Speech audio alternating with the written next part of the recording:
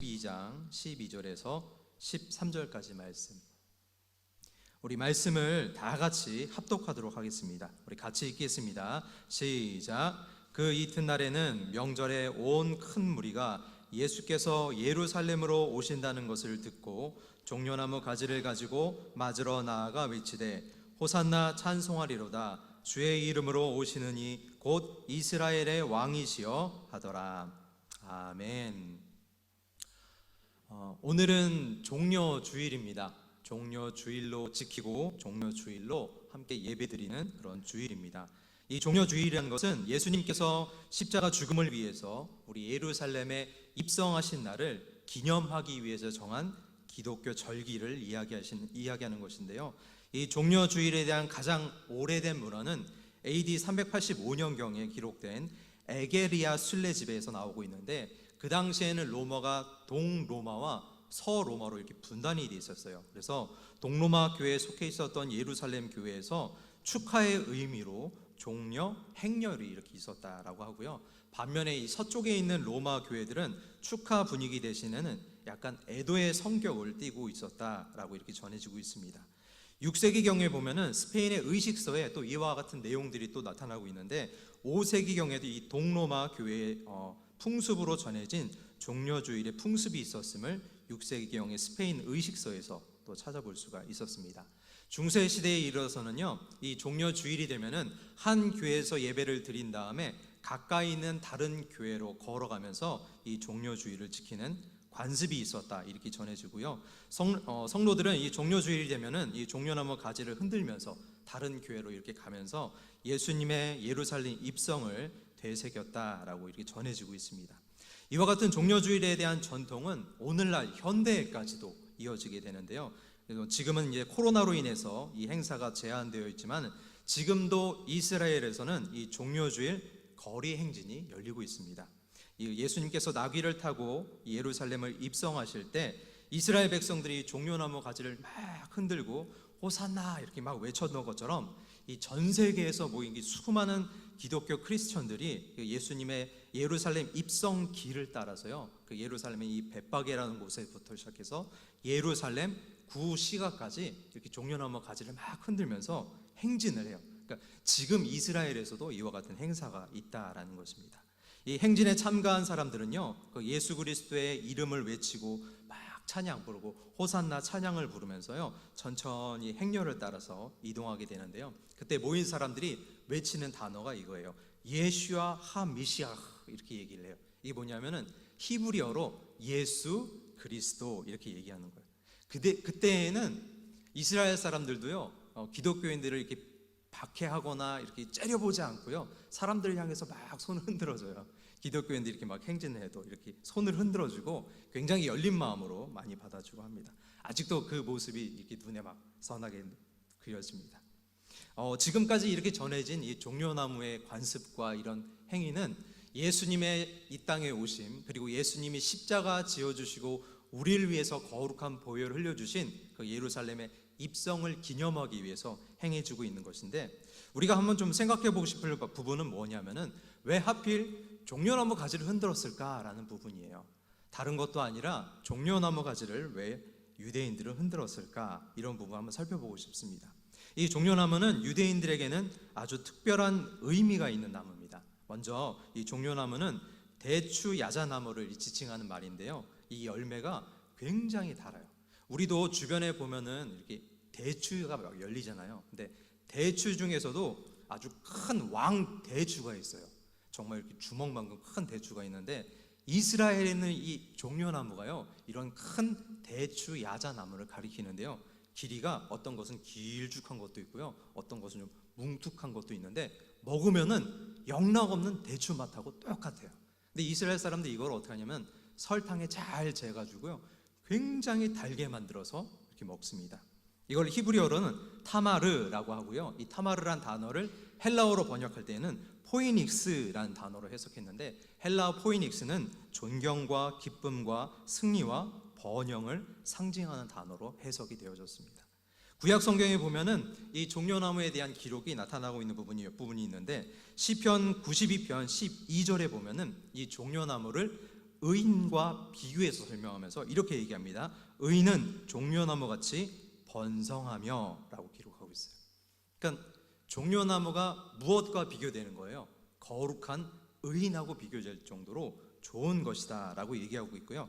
아가서 7장 7절에서 8절까지 말씀해 보면은 아주 고귀하고 아름다운 신부를 묘사할 때 이 종려나무로 비교를 합니다. 말씀이 이렇게 기록되어 있어요. 내 키는 종려나무 같고 내 유방은 그 열매송이 같구나. 내가 말하기를 종려나무에 올라가서 그 가지를 잡으리라. 이렇게 얘기를 하고 있어요. 그러니까 의인과 비교되고 아름다운 신부와 비교될 정도로 이 종려나무는 굉장히 좋은 것, 유익한 것, 굉장히 긍정적인 이미지를 많이 가지고 있는 것이다 라는 것을 생각해 볼 수 있습니다. 이러한 종려나무의 상징과 비유의 말씀들은 어떻게 해서 생기게 된 것일까요? 그 이유는 두 가지로 크게 생각해 볼 수 있는데, 첫 번째는 종려나무가 풍요와 복을 상징하고 있기 때문인 것입니다. 이스라엘 사람들이 거주하는 그 지방은요, 거의 사막에 가까운 지역입니다. 이 팔레스타인 지역이라는 곳이요, 굉장히 고온건조한 사막 지형입니다. 그런데 이 종려나무는 물을 굉장히 많이 먹는 특성을 가지고 있어요. 그렇기 때문에 이 고온건조한 사막 기구에서, 사막 지역에서 종려나무가 자라고 있는 곳은 어떤 곳이겠어요? 당연히 물이 많은 곳이다 라는 곳이에요.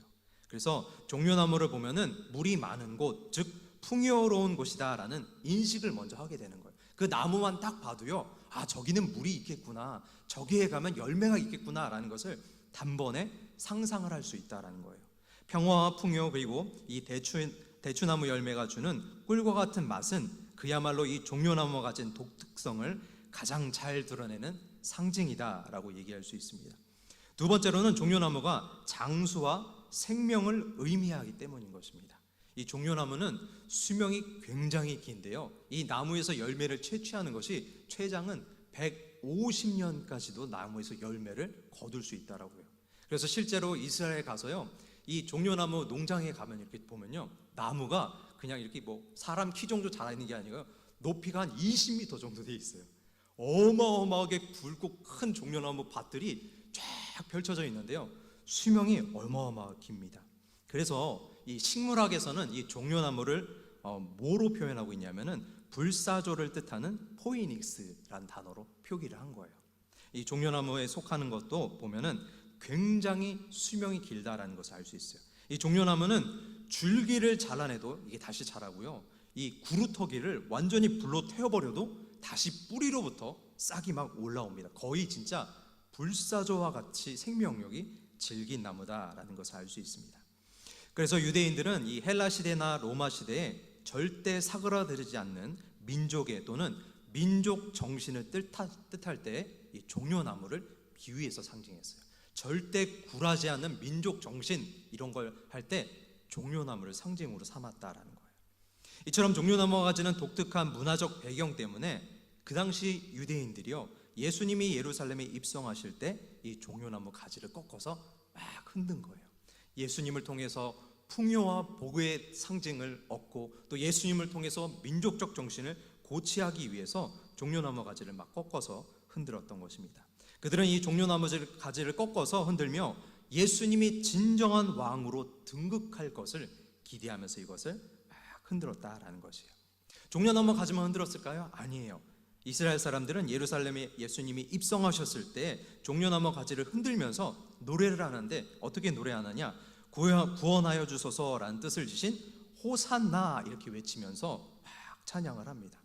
이스라엘 사람들이 왜 이와 같은 찬양을 했는가? 이것은 유대인들이 환대하는 유대 마카비우스의 혁명과 아주 관계가 깊습니다. 당시 헬라의 통치자였던 안티오피스쿠스 에피파네스는요, 이 예루살렘을 그 당시 점령을 하고 있었는데, 점령했던 이스라엘 사람들이 아주 극렬하게 저항을 하니까 이스라엘 사람들에게 아주 극강무도한 본보기를 보여주고자 어떻게 하느냐, 예루살렘 성전에 이스라엘 사람들이 섬기는 그 유일신에 대한 모독을 하고자요, 제우스에게 바치는 돼지고기를 예루살렘 성전에다가 바쳐버려요. 그리고 그 돼지고기의 피를 성전 사방에다 다 뿌려버려요.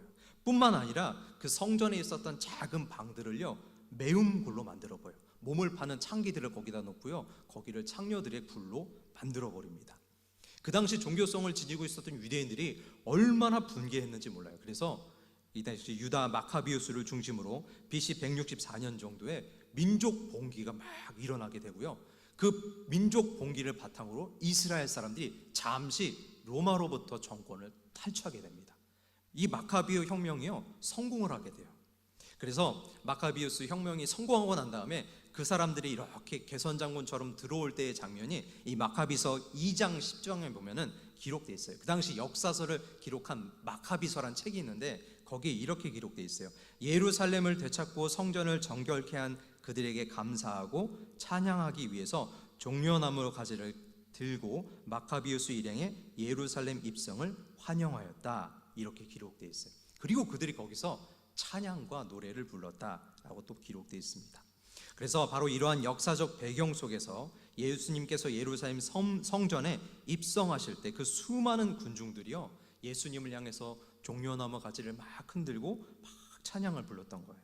죽은 나사로를 살렸던 그 예수님의 그 초월적인 초자연적인 능력으로 예수님이 로마의 군대를 물리치기를 기대하면서요, 종려나무 가지를 흔들고 막 찬양을 했다라는 거예요. 그들이 찬양할 때 보면은 오늘 본문 말씀에 나타나 있죠. 한 목소리로 찬양을 했다라고 되어 있어요. 말씀에 보면은 이렇게 기록하고 있어요. 호산나 찬송하리로다, 주의 이름으로 오시는 이 곧 이스라엘의 왕이시여 라고 찬양을 합니다. 저는 이 장면을 머릿속으로 이렇게 그려보면서 한 가지 좀 신기하고 놀라운 점이 있었어요. 그게 뭐냐면은 수많은 군중이 운집해 있는데 어떻게 한 목소리로 찬양을 할 수 있을까라는 부분이에요. 이 종려나무 가지는 그냥 꺾어서 흔들면 되잖아요. 그럼 아무리 군중이 많아도 그냥 가지 흔드는 거는 누구나 다 맞출 수가 있을 거예요. 그런데 한 목소리로 노래하는 것은 맞춰보지 않고는 절대 쉬운 게 아니에요. 우리 성가대가 칸타타 준비하면서 지금 막 늦게까지 막 연습을 하고 또 이번 주 토요일 또 모여서 연습을 하고 막 연습을 그렇게 하는 이유가 뭐예요? 노래한다라는 것은 그냥 맞춰지는 게 아니에요. 군중이 그렇게 수많은 불특정 다수의 사람들이 모여 있는데 그게 어떻게 한 목소리로 찬양을 할 수 있겠습니까? 그런데 그들이 그렇게 한 목소리로 호산나 하면서 찬양을 할 수 있었던 이유가 있습니다. 그게 바로 뭐냐면은 그들이 이집트 할례를 불렀기 때문인 거예요. 한번 따라해 보실까요? 이집트 할례. 이집트 할례를 불렀기 때문이에요. 우리가 알고 있는 시편 113편부터 118편까지 이 6편의 시편을 이스라엘 사람들은 이집트 할렐이라고 부릅니다. 이 이집트 할렐이라는 것은 뭐냐면은 이스라엘 사람들이 아주 큰 종교적 절기, 예를 들면은 유월절, 오순절, 장막절, 수전절, 월삭 이럴 때에 이스라엘 사람들이 출애굽을 기념하면서 노래로 부르는 시편이 바로 이 이집트 할례 시편이다라는 거예요. 이게 시편 113편부터 118편까지 6편의 시편을 이렇게 부르고 찬양하는, 절기 때마다 이것을 찬양한다라는 거예요. 특별히 유월절 만찬을 한번 예로 들어보면은 이 할렐 찬양을 어떻게 부르느냐, 유월절 만찬을 즐길 때는 이스라엘 사람들이 포도주를 4번의 잔을 통해서 나눠서 마시게 되는데요, 이 4번의 잔을 통해서 이스라엘의 역사에서 가장 중요한 출애굽 사건을 과거와 현재와 미래의 시간으로 재해석하고 재현하는 것을 삼고 있어요. 첫 번째 잔을 이렇게 따르면서요, 축복문을 낭독하고 유월절 만찬을 이제 시작하게 돼요. 그리고 두 번째 잔을 나누게 될 때에는 과거를 기억하면서 마시게 되는데, 그 함께 식사를 나누는 식구들이나 아니면 그 공동체 가운데 가장 어린 자녀가요, 그 출애굽을 회상하면서 4가지 질문을 하게 만듭니다. 이 질문의 내용도 정해져 있어요.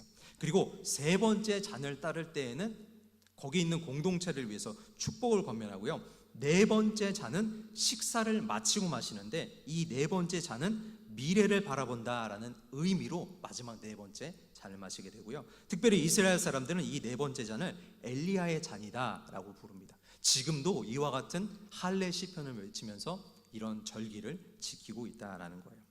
시편 113편과 114편은 식사하기 전에, 그리고 두 번째 잔이 지나가기 전에 불렀고요, 시편 115편에서 118편은 식사 후에 4번째 잔이 채워질 때 불렀던 시편의 내용입니다. 이 시편의 내용을 요약하면요, 113편은 창조자 하나님의 능력에 초점을 맞추고 있고요, 114편은 출애굽기의 역사적 경험과 세상을 변화시키는 하나님의 능력을 기억하는 것에 초점이 맞춰져 있습니다.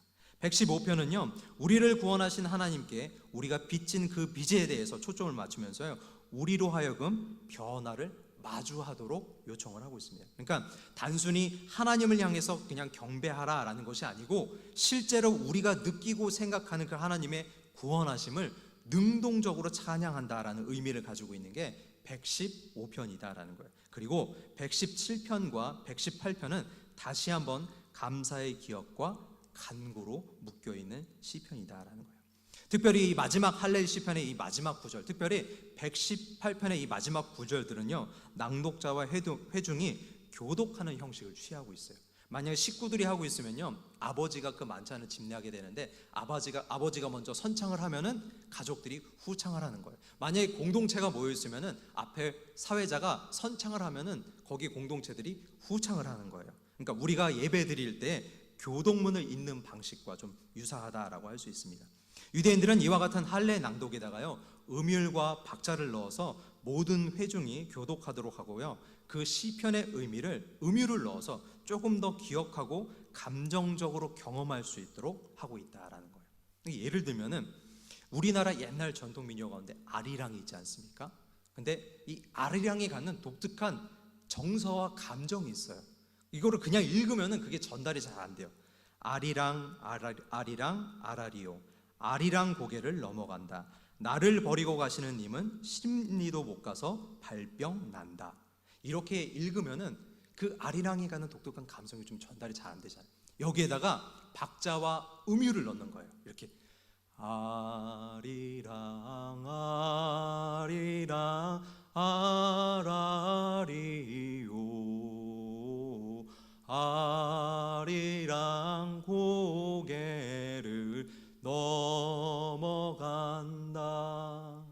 이렇게 음율을 넣는 거예요. 그러면은 그 아리랑이 갖는 독특한 감정과 정서가 우리한테 전달이 되고 기억에 쏙 들어오는 거예요. 이스라엘 사람들이 할례 시편을 이렇게 만찬에서 음율을 넣으면서 교독을 하면서 그걸 어떻게 하는 거냐, 기억하고 세대를 걸쳐서 그것을 전수해 나간다라는 거예요. 특별히 시편 114편은 이 할렐의 마지막 시편인데, 당시 예수님을 맞이하던 유대인들이 그 부르던 찬양, 한 목소리로 맞추어서 불렀던 그 찬양, 그게 바로 뭐냐, 바로 시편 114편의 이 마지막 부분이에요. 시편 114편 25절에서 26절까지 말씀을 보면은 이렇게 기록되어 있어요.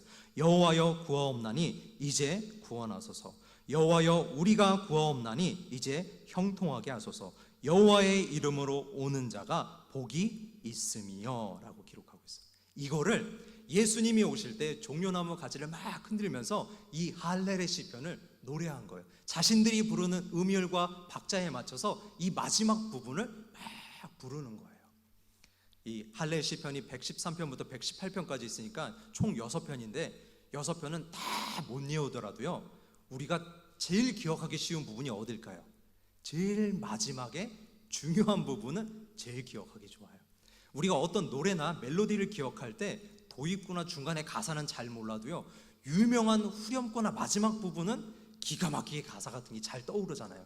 마찬가지예요. 이스라엘 사람들도 이 할렐의 마지막 118편의 그 마지막 부분은 기가 막히게 기억하는 거예요. 그래서 예수님이 오실 때 그거를 선창을 하니까 다 함께 거기 있던 사람들이 다 따라 부르는 거예요. 누구나 알 수 있는 시편이기 때문에. 근데 이걸 요한복음 12장 13절에서는, 오늘 우리가 읽은 본문 말씀에서는 이걸 이렇게 해석했어요. 호산나 찬송하리로다. 주의 이름으로 오시는 이 곧 이스라엘의 왕이시여 하더라 라고 해석하고 있어요. 좀 해석이 전혀 다른 것 같죠? 시편에서는 여호와여 구하옵나니 이제 구원하소서 라고 되어 있는데, 호산나 찬송하리로다 했는데 뭐가 안 맞는 것 같죠? 근데 그게 아니에요. 왜 그러느냐, 여호와여 구하옵나니 이제 구원하소서, 이거를 히브리어로 해석하면 어떻게 되느냐, 아나 야훼 호샤 아나 이렇게 되어 있어요. 아나 야훼 호샤 나 이렇게 되어 있어요. 끝에 뭐가 있어요? 호샤나, 호샤나, 두 가지 단어가 있는데요, 이 두 가지 단어를 하나로 딱 붙여서 묶으면은 호산나 이렇게 되는 거예요. 그러니까 이 요한복음의 호산나라고 기록된 단어는요, 어떤 특정 인물이나 지명을 얘기하는 게 아니라 히브리어로 호샤나라고 얘기하는 것을 그냥 들리는 대로 호산나라고 쓴 거예요. 그럼 호샤나는 뭐예요? 호샤는 구원하소서, 나는 지금 우리를 이란 뜻이에요. 그런데 이 나라는 단어가 단순히 지금이란 단어로만 쓰이는 것이 아니라 감탄사로도 사용되기도 하고 간구한다라는 단어로 사용되고 여러 의미로 사용되는 거예요. 그래서 호샤나라고 이렇게 단어를 쓰니까 어떤 문장으로 해석하기가 좀 애매한 거예요. 그래서 그냥 들리는 대로 뭐라고 쓴 거예요? 호산나라고 기록을 해서 성경 말씀에 기록이 되어 있다라는 거예요. 그러니까 할렐의 마지막 118편 마지막 말씀을 이스라엘 백성들이 막 찬양하라는 것을 헬라어로 번역하면서 이렇게 기록한 거예요. 호산나 찬송하리로다, 주의 이름으로 오시는 이 곧 이스라엘의 왕이시여 라고 기록을 하고 있다라는 거예요. 그러니까 예를 들면은 이 한국의 정이란 단어 우리 다들 아시잖아요. 음식점 가면은 반찬 같은 것도 공짜로 더해주고 뭐 먹을 때 밥도 한 번 더 터주고 막 이런 거를 우리는 뭐라고 표현해요? 한국인의 정이라고 표현하잖아요. 그런데 이 한국인의 정 이거를 만약에 영어로 번역을 하려고 하면 뭐로 표현하면 좋을까요? 한국인의 뭐 카인드니스, 친절, 한국인의 좋은 점 이런 걸로 표현할까요? 그 단어만이 갖는 독특한 감성이나 그 의미를 표현하는 게 쉽지가 않아요. 한국인의 정을 무슨 단어로 표현할 거예요? 정 그냥 이렇게 할 거예요? 그래도 몰라요, 외국인들은. 마찬가지예요. 히브리어 사람, 이스라엘 사람들이 호시아나, 이제 우리를 구원하소서, 오 주님 구원하소서, 이제 우리가 간청하오니 구원하소서라는 호시아나라는 단어를 어떤 특정한 단어로 해석하는 게 쉽지가 않은 거예요. 그래서 그냥 들리는 대로 호산나 이렇게 기록을 한 거예요. 어쨌든 이스라엘 사람들이 그 당시에 모여서 감람나무 가지를 종려나무 가지를 막 흔들면서 호산나 하면서 할렐의 마지막 시편 114편을 부르면서 막 찬양을 하는 장면이 오늘 감람나무 사건의 장면이 묘사되고 있는 것입니다. 그렇게 영광스러운 장면, 그렇게 영광스러운 예수님의 입성, 그것을 기념하는 것이 종려주일이다라는 것이에요. 그런데 이 종려주일이 후대에 우리에게 전해진 관습에 있어서는 굉장히 중요하고 아주 뛰어난 의미를 갖고 있는 종교적 절기이지만 이 사건을 예수님의 관점과 예수님의 시각에서 바라볼 때에는 어떤 의미로 다가오게 될까요? 예수님이 이 종려주일을 맞이하는 그 사건의 현장에 계시는 그 예수님의 입장에서는 이 종려주일이 어떻게 비춰졌을까요? 예수님의 입장에서는 꼭 이렇게 기쁘거나 행복한 마음이 별로 없으셨을 것 같아요. 예수님 입장에서는 이 종려주일 이벤트가 일어나는 것이 별로 그렇게 탐탁치 않으셨을 것 같습니다.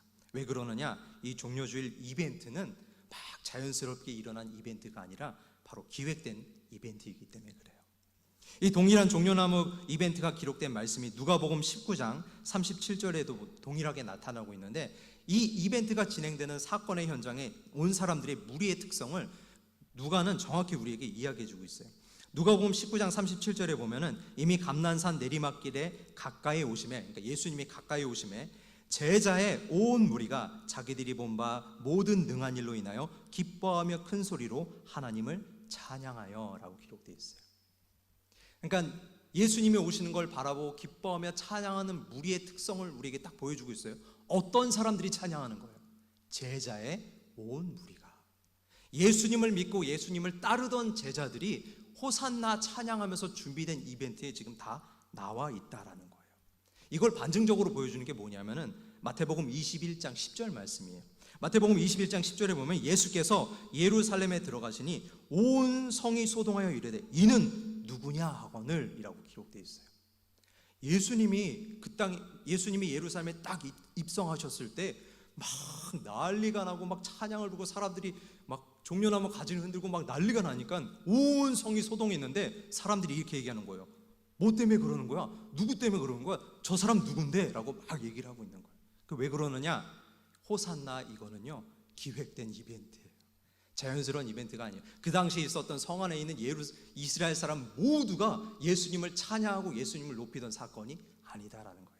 예수님을 따르던 제자들과 그 무리에 의해서 기획된 이벤트다라는 거예요.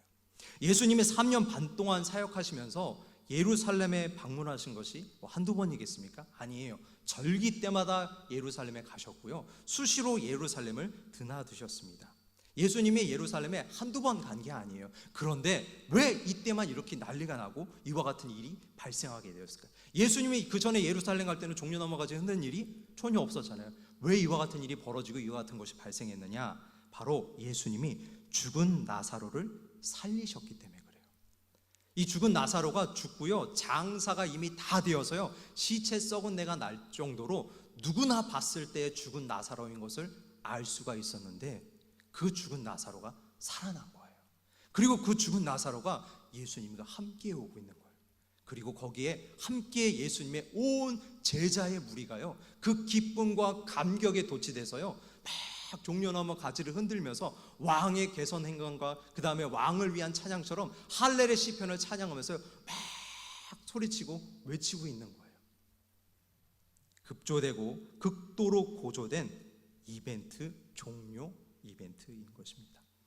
그런데 왜 종료 사건이 이벤트가 되는 것일까요? 그것은 호산나 호산나 이 찬양하는 제자들의 상태가 사실은 온전하지 못하기 때문이다라는 거예요.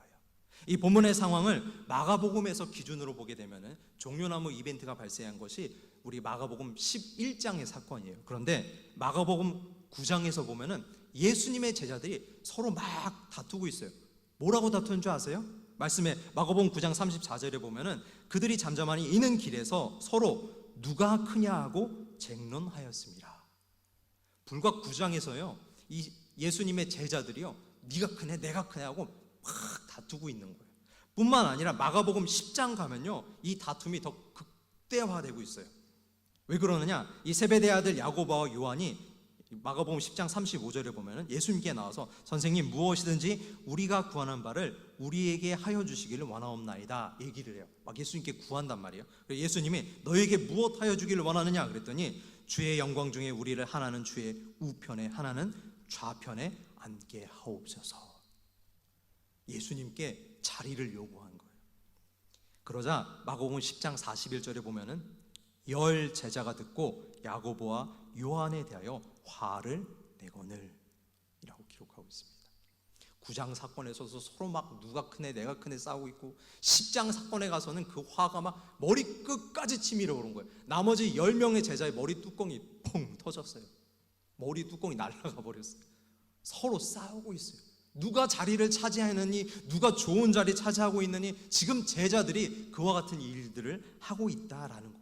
뿐만 아니라 그 종료 이벤트에 온 수많은 예수님의 제자들, 예수님의 온 제자의 무리들도 상태가 온전할까요? 아니요, 그렇지 않습니다. 왜 그러느냐? 예수님이 이 종료 이벤트 이후에 불과 며칠 뒤에 십자가에 달려 돌아가실 때에는 예수님을 위해서 그렇게 종려나무 가지를 흔들고 할례 시편을 찬양하던 그 수많은 제자들이요, 흔적도 없이 사라져 버렸어요. 남아있지 않았어요. 단 한 명의 제자도 남아있지 않았어요. 예수님은 이것이 이렇게 될 것을 미리 알고 계셨어요. 예수님이 모르셨을까요? 아니요, 알고 계셨어요. 베드로가 주여, 주님이 죽는다 하더라도요 저는 주님을 따르겠습니다 라고 할 때 예수님이 베드로에게 뭐라고 계셨어요? 베드로야, 네가 닭 3번 울기 전에 나를 부인하리라. 다 알고 계시잖아요. 그렇게 종려나무 가지 막 흔들고 할렐의 찬양을 예수님 위해서 부르는 그 제자의 무리 보시면서 예수님이 행복하셨을까요? 아니에요. 이 사람들 십자가에 못 박히면 다 도망갈 거 알고 있어요. 이 도망가는 모습이요 얼마나 처절한지요, 마가복음 14장 50절에 보면은 제자들이 다 예수를 버리고 도망하니라 라고 되어 있고요, 마가복음 14장 52절에 보면 배 혼니부를 버리고 벗은 몸으로 도망하니라. 얼마나 처절하게 도망가는지 몰라요. 그렇게 종려나무 가지 흔들고 호산나 할렐의 찬양을 막 부르던 그 제자의 무리가요 싹 도망가 버려요. 심지어 예수님은 알고 있어요. 그 제자들 가운데 예수님을 팔 가룟 유다도 있는 것을 알고 있어요. 그들이 착 찬양하는데 예수님에서 막 종려나무 가지 흔들고 막 그런 거 예수님 마음이 기뻤을까요? 행복했을까요? 저 같으면요 막 꼴밤을 때려버리고 싶었을 거예요. 아이고, 한 며칠 뒤면은 다 도망갈 놈들이 지금 막 종려나무 같이 흔들고 있어. 할렐의 찬양을 하고 있어. 막 속이 더 부글부글 끓었을 거예요. 그런데 예수님은 어땠을까요? 그들을 향해서 내치거나 그들을 향해서 비웃거나 그들을 저주하거나 그들을 욕하지 않으셨어요. 그저 그들과 함께 웃으셨어요. 그리고 성경에 예언된 대로 겸손한 왕으로 나귀를 타고 그들과 함께 예루살렘 성으로 들어오셨어요. 영광의 왕으로 왕위를 얻기 위해서 오신 것이 아니라 십자가에 못 박혀 죽기 위해서 오셨어요.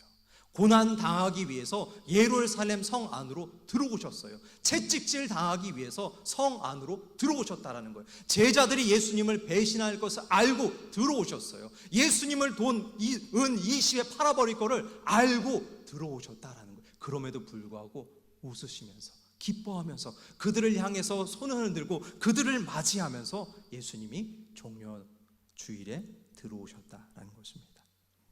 예수님은 이 모든 것을 알고 있습니다. 우리가 가지고 있는 믿음의 분량, 우리가 가지고 있는 신앙의 크기, 우리가 가지고 있는 신앙의 열정, 모든 것들 다 알고 계세요. 그럼에도 불구하고 우리의 수준을 아시기 때문에 예수님은 모든 것을 인내하시면서 끝까지 우리를 용납하십니다. 왜 그런 줄 아세요?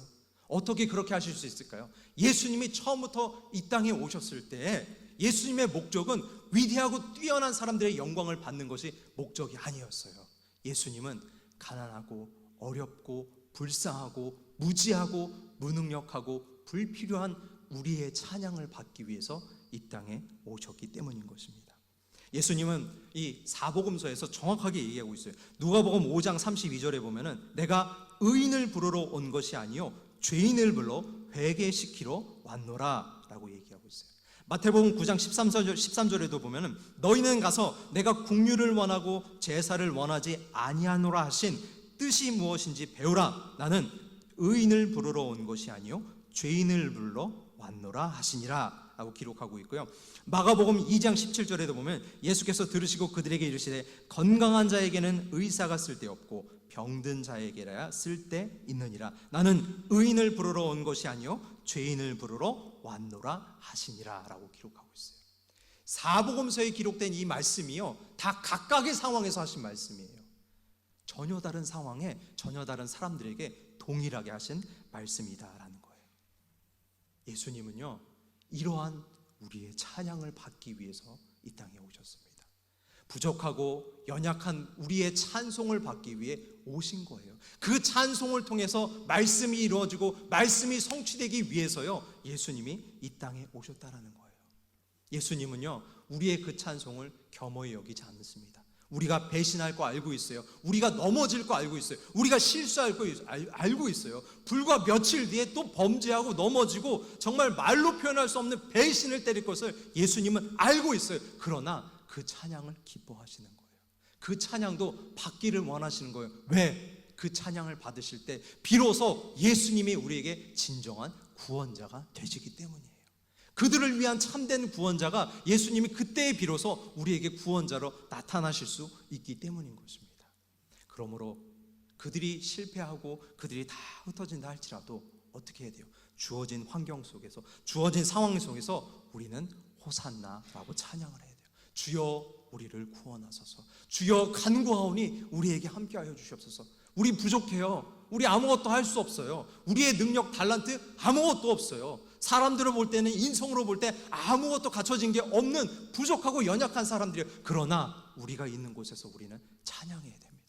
호산나 호산나 종려나무 가지를 흔들고요 예수님을 찬양해야 돼요. 예수님이 왕이시고 예수님이 구원하실 수 있다는 것을 우리는 끊임없이 찬양해야 돼요. 어느 순간 우리는 실패할 수도 있어요. 어느 순간에는 사람 때문에 실족해서 교회를 등져버린 상황이 올 수 있을 것 분명 그런 상황도 올 수 있어요. 어느 순간에는 누구 때문에 상처받고요 마음이 괴로울 때도 있어요. 어느 순간에는 옳지 않은 신앙의 모습이 나타날 때도 분명히 있어요. 그러나 그럼에도 불구하고 호산나 호산나 찬양해야 돼요. 주어진 삶에서 주어진 환경에서 때를 얻든지 못 얻든지 노력하면서요 우리의 삶의 환경에서 주님을 찬양해야 한다라는 것입니다. 오늘 말씀을 듣는 우리 모든 성도들이요 이 종려주의를 기억할 때 이와 같은 호산나의 찬양을 기억할 수 있기를 주님의 이름으로 축원합니다. 우리 말씀을 생각하시면서 우리 찬양하실 텐데 나의 한숨을 바꾸셨네 라는 찬양입니다. 찬양이 조금 좀 낯설으시겠지만은 우리 가사를 좀 생각하는 마음으로 우리 같이 찬양하시겠습니다.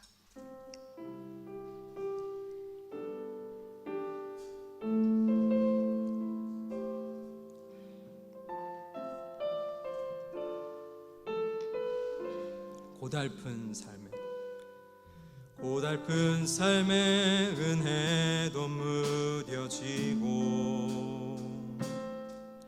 곧 사라질 것에 내 맘 두네. 헛되고 헛된 것들을 바라보며 그 은혜를 놓치며 주어진 삶을 묵묵히 살아가며 주어진 삶을 묵묵히 살아가며 날 붙드신 주 예수를 보내. 사망 가운데 놓여진 나의 삶을 날 건지신 그 이름 예수. 나의 한숨을 바꾸셨네. 주를 향한 노래로 소망의 노래로 나의 눈물을 거두신 주 예수 이름 안에 살게 하소. 나의 한숨을 바꾸셨네. 나의 한숨을 바꾸셨네. 주를 향한 노래로 소망의 노래로 나의 눈물을 거두신 주 예수 이름 안에 마지막으로 찬양합니다. 나의 한숨을 바꾸셨네. 나의 한숨을 바꾸셨네. 주를 향한 노래로 소망의 노래로 나의 눈물을 거두신 주 예수 이름 안에 살게 하소서. 우리 말씀을 생각하며 통성으로 기도할 때 하나님, 우리에게서 찬양이 그치지 않게 하시고 어떤 상황이 있든지 어떤 순간에 있든지 주님을 높일 수 있는 우리의 찬양과 우리의 시간이 될 수 있도록 인도하여 주시옵소서. 우리 주여 한번 크게 부르짖고 다 같이 통성으로 기도합니다. 주여